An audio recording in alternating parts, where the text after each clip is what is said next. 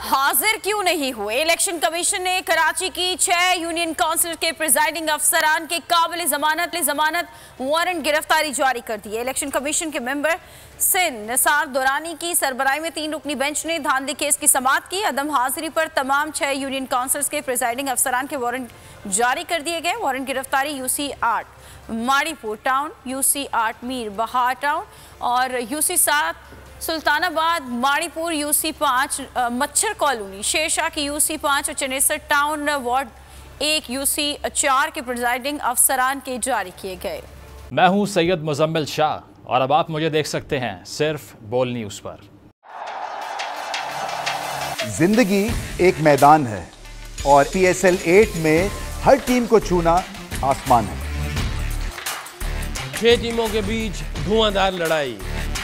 ये शोर ना लड़ाई का है ना डर का, ये शोर है जीत का, ये शोर है जुनून का। खेल का जुनून रोजाना रात 11 बजे सिर्फ बोल न्यूज़ पर।